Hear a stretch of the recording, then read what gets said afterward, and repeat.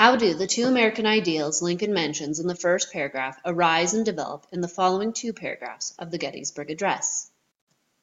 In this lesson, you will learn how to analyze the development of a central idea by evaluating the impact of word choice. We've been reading Abraham Lincoln's speech, the Gettysburg Address. This is a non-fiction persuasive speech that Lincoln gave on November 19, 1863, after the Battle of Gettysburg. Let's also review what a central idea is and what we already know good readers do. A central idea is the dominant impression and unifying idea the text revolves around. It links everything together and highlights the idea the author wants the reader to remember. We also know that good readers look for evidence that supports and strengthens the central idea throughout the text.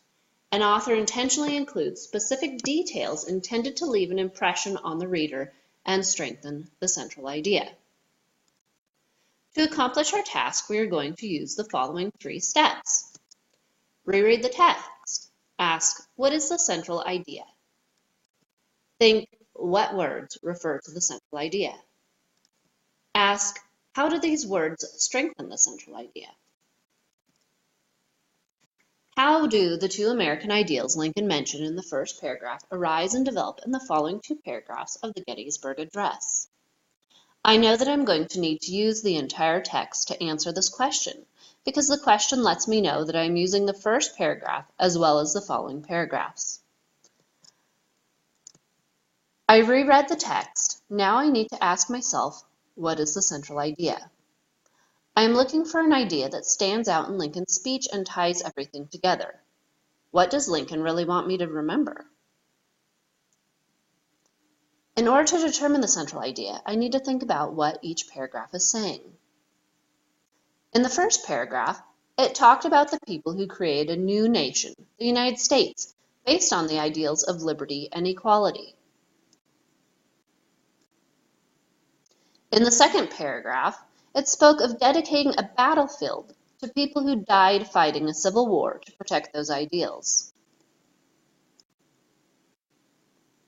The third paragraph is still talking about the people who died to protect those ideals, but adds that the living need to continue to commit themselves to the cause protecting the ideals of liberty and equality.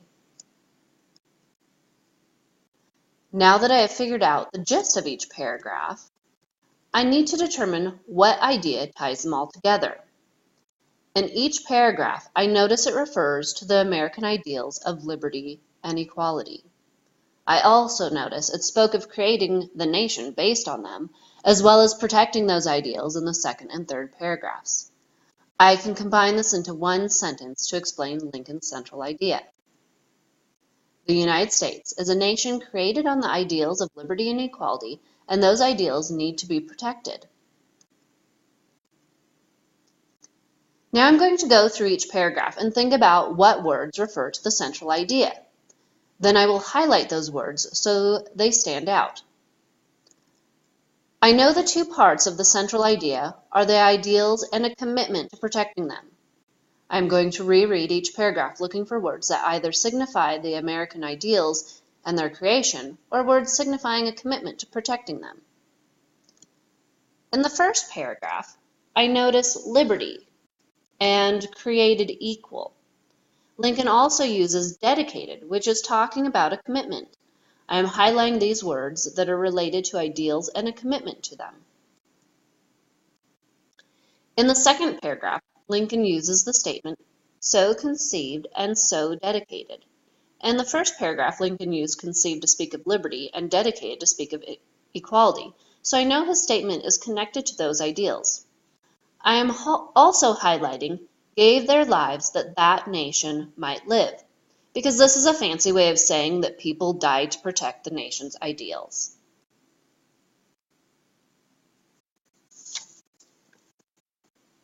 In the third paragraph, I'm going to highlight dedicated here to the unfinished work,